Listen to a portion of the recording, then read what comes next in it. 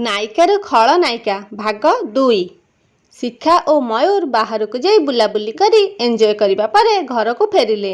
शिखा निजर भल पाइबा को पाई बहुत खुशी थिला, हेले ता बापा माँ को विचार रे ए बाहाघर ठीक नथिला। कारण शिखा केबे गाँ देखी नाही कि जाई नाही, आउ सेठारे केमिति चलिबाकू हुए रहिबाकू हुए से जानी नाही। जेहेतु मयूर परिवार गाँ रे रहुचंदी तो शिखा को सेठाकू जेमिति हेले जिबा पाई हबो। सेथिपाई शिखार बापा माँ भाबुथिले कि केमिति तांको झियो सबु किछि संभाळिबो, किंतु शिखा ता निष्पत्ति रे खुशी थिला। मयूर शिखा को कहिला, आसंता शनिवार दिन आमे गाँ को जिबा, आउ सेठी तमे भी मो बापा माँ को सहित देखा करिदेब। शिखा कहला, हौ ठीक अछि, आउ जरूरी भी अटे तांको सह देखा करिबा, कारण से तमर बापा माँ, आउ आमको भी तांको देखा करिबाकू जिबा दरकार। आसंता शनिवार दिन सकाळू शिखा जल्दी उठी निजर नित्यकर्म सारी जिबा पाई रेडी हो गला। एहा देखी मयूर कहिला, तमे तो आज बहुत जल्दी उठीगल, बहुत उत्साहित अच्छ गाँ को जिबा पाई बोधे। शिखा हसी करी कहिला, हाँ तम बापा माँ मोर भी तो बापा माँ ना। एहा सुनी मयूर बहुत खुशी हो गला, आउ कहिला, हाँ तमे बिल्कुल ठीक कहिच। शिखा ता बापा को गाड़ी मागिथिला गाँ को जिबा पाई। गाँ रे पहुँचु पहुँचु राति हो जाइथिला, आउ गाँ भितर को जिबा पाई खाल ढिप रास्ता थिला। सेई रास्ता रे से दुहे जाउथिले, जो रास्ता रे कि राति रे घर पर्यंत जिबा बहुत कष्ट थिला। आउ कष्टे मष्टे घरे पहुँची जेमिति भितर को गोड़ बढ़ाइछंती। शिखार ननद कहिला, भाई भाउज रुह। शिखा यह शुणी डरिकी सेठी ही ता बढ़ाइथिबा गोड़ को पछ को फेरई नेला, आउ मयूर को चाहिला। तो मयूर सामनारू आसुथिबा माँ आड़ को इशारा कला। शिखा देखिला मयूर माँ पूजा थाली धरी आसुछंती, आउ बापा बाड़ी साहाଯ୍य रे चालिकी आसुछंती। मयूर माँ बंदापना करी शिखा को घर भितर को आनिले। शिखा एवं मयूर दुहे बापा माँकर पाद छुई आशीर्वाद नेले। एबे मयूर भौणी दुआर बंधरे सेमानकु अटकाई ता पाउणा मागिला। जेतेबेले मयूर ता पकेट रु पैसा बाहर करी ता भौणी को देला, से पूरा आश्चर्य हो गला, आउ कहिला, बास एतिकी एतिकी रे कौन हबो, भाई बहुत पैसा दियो बोली मयूर भौणी मयूर को कहिला। आउ शिखा आड़ को चाहिकी कहिला, ए दिन कौन सब बेले आसीबो, भाउज भाई को कुहना मते आहुरी बहुत पैसा दब। एहा सुनी माँ कहिले, काई हैरान करुछु गीता, भाई भाउज एते बाटरू आसीछंती, थकी जाइथिबे, आराम करिबाकू दे। ठीक सेतिकी बेले शिखा मयूर को इशारा रे आहुरी पैसा देबा पाई कहिला। शिखा थकी जाइथिला एवं आराम करिबाकू चाहुथिला। शिखार सासू राति खाइबा परे शिखा को कहिले जे गाँर पाख पड़ोसी स्त्री लोक माने तते देखिबा पाई आसिबे, तेणु सकाळू जल्दी उठी नित्यकर्म सारी भल शाढ़ी आउ गहना पिंधि रेडी हो जिबू। एहा सुनी शिखा कहला, मु तो किछि गहना आनिनी। सासू कहिले, किछि कथा नहीं, अल्प बहुत गहना मो पाखरे अछि, ताकू तू पिंधि दबू।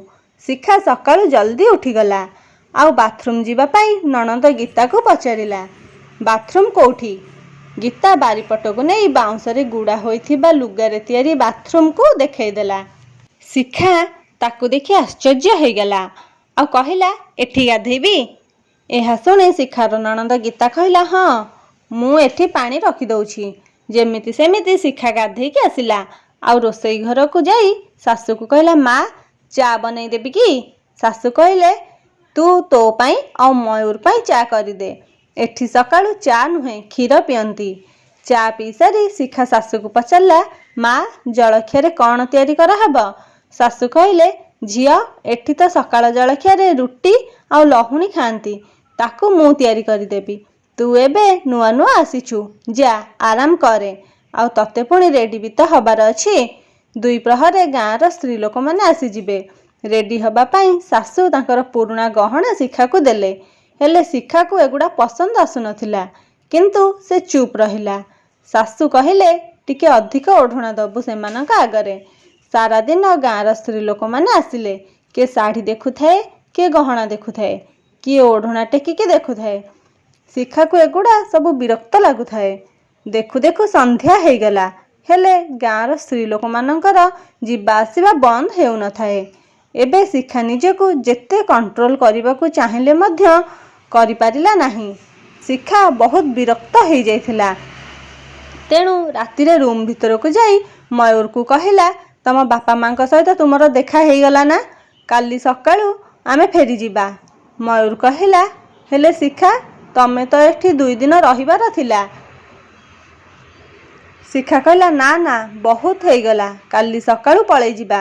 ମୟୂର କହିଲା, ହଉ, ଯେମିତି ତମ ଇଚ୍ଛା। ଆଉ ସକାଳୁ ସକାଳୁ ଗାଁକୁ ଫେରିଯିବା ପାଇଁ ବାହାରିଲେ। ମୟୂରର ମା କହିଲେ, ପୁଅ, ଆଉ ଦିନେ 2 ଦିନ ରହି ଯାଇଥାନ୍ତ। ତୁ ଆଉ ବୋହୂ ଆସିଥିଲ ଯେ ଘରଟା ଭଲ ଲାଗୁଥିଲା। ହଉ, ଯେମିତି ତୋ ଇଚ୍ଛା। ସେ ମା ନା, ନିଜଠୁ ଅଧିକ ନିଜ ପିଲାର ଚିନ୍ତା ତାକୁ ବେଶୀ ଥାଏ। ତେଣୁ ବାଟରେ ଖାଇବା ପାଇଁ ଜଳଖିଆ କିଛି ଦେଲେ। ଗୀତାକୁ ତ ଲାଗିଲା କି ଭାଉଜ ରୂପରେ ତାକୁ ଗୋଟେ ସାଙ୍ଗ ମିଳିଗଲା। ହେଲେ ସେ ତ ଗୋଟେ ଝଟକାରେ ହିଁ ଛାଡ଼ି ଚାଲି ଯାଉଛି। ବାପାଙ୍କୁ ତ ଲାଗିଲା ଯେମିତି ତାଙ୍କ ଆଶା ବାଡ଼ି ଭାଙ୍ଗିଗଲା। ମୟୂର ଓ ଶିଖାଙ୍କ ଆସିବାରେ ଘର ଯେମିତି ଖୁସିରେ ଲହରୀ ଖେଳି ଯାଇଥିଲା। ତାଙ୍କ ସାଙ୍ଗରେ ହିଁ ତାହା ଚାଲିଗଲା। ସେମାନଙ୍କୁ ଯିବାର ତ ଥିଲା, ହେଲେ ଏତେ ଜଲ୍ଦି ଚାଲିଯିବେ ଏଇଟା ସେମାନେ ଭାବିନଥିଲେ। ଘରେ ପହଞ୍ଚି ଶିଖା ଆରାମରେ ଟିକେ ନିଶ୍ୱାସ ମାରିଲା। ପୁଣି ଆଉଥରେ ଆରମ୍ଭ ହେଇଗଲା ସେଇ ଅଫିସ୍ ଆଉ ଘର। 2 ଜଣଙ୍କ ରୋଜଗାରରେ ଘର ଚଳି ଯାଉଥିଲା, ହେଲେ ବାପଘର ଭଳି ନୁହେଁ। ଏହା ଶିଖାର ନିଜର ନିଷ୍ପତ୍ତି ଥିବାରୁ ସେ କାହାକୁ କିଛି ଅଭିଯୋଗ ମଧ୍ୟ କରିପାରୁନଥିଲା। ଶିଖା ଆଉ କେବେ ଗାଁକୁ ଯାଉନଥିଲା। ଯେତେବେଳେ ବି ଯିବାର ଥିଲା, ମୟୂର ଏକା ଏକା ଚାଲି ଯାଉଥିଲା, ଆଉ ଶିଖା ନିଜ ବାପା ମାଙ୍କ ପାଖକୁ ଚାଲି ଯାଉଥିଲା। ୟା ଭିତରେ 4 ବର୍ଷ ବିତିଗଲାଣି। ଛୁଆମାନଙ୍କୁ ଅତ୍ୟନ୍ତ ଭଲ ପାଉଥିବା ଶିଖାର କୋଳ ଠାକୁରେ ଏପର୍ଯ୍ୟନ୍ତ ଶୂନ୍ୟ ରଖିଥିଲେ। ଛୁଆ ପାଇଁ ଶିଖା ଆଉ ମୟୂର ବହୁତ ପ୍ରୟାସ ମଧ୍ୟ କଲେ। ଯିଏ ଯୋଉ ଡାକ୍ତର ପାଖକୁ କହିଲା ସେଠାକୁ ଗଲେ। ବାର ଓଷା ବ୍ରତ କରିବା ସବୁ କିଛି କରିସାରିଥିଲେ। ସବୁଆଡ଼ୁ ନିରାଶ ହୋଇ ସେମାନେ ଅନାଥ ଆଶ୍ରମରୁ ଛୁଆ ଆଣିବା ପାଇଁ ଠିକ୍ କଲେ। ଏପଟେ ନାତି ନାତୁଣୀ ଦେଖିବା ଆଶାରେ ମୟୂର ବାପା ମଧ୍ୟ ଆରପାରିକୁ ଚାଲି ଯାଇଥିଲେ। ଗୀତାର ବାହାଘର ହେଇଯାଇଥିଲା। ଆଉ ବାକି ରହିଲା ଏକୁଟିଆ ମୟୂରର ମା। ତେଣୁ ମୟୂର ତା ମାକୁ ସହରକୁ ନିଜ ପାଖକୁ ନେଇ ଆସିଲେ। ମୟୂରର ମା ପୁରୁଣାକାଳିଆ ଯୁଗର ଥିଲେ। ଅନାଥ ଆଶ୍ରମରୁ ଛୁଆ ଆଣିବା ମାନେ ଆଉ କାହା ମଞ୍ଜି ନିଜ ଘରେ ପୋତିବା ତାଙ୍କ ମତରେ ଥିଲା। ସେ ଏ କଥାରେ ଜମା ରାଜି ହେଲେନି। କ୍ରମଶଃ ଦେଖିବେ ମୟୂରର ମା ସେଠି ଥାଉ ଥାଉ ସେମାନଙ୍କ ଇଚ୍ଛା କେମିତି ପୂରା ହେଉଛି। ସେଇ ପର୍ଯ୍ୟନ୍ତ ମୋ ଚ୍ୟାନେଲକୁ ସବସ୍କ୍ରାଇବ୍ କରିଦିଅନ୍ତୁ ଆଉ ପାଖରେ ଥିବା ବେଲ୍ ବଟନକୁ ଦାବେଇ ଦିଅନ୍ତୁ।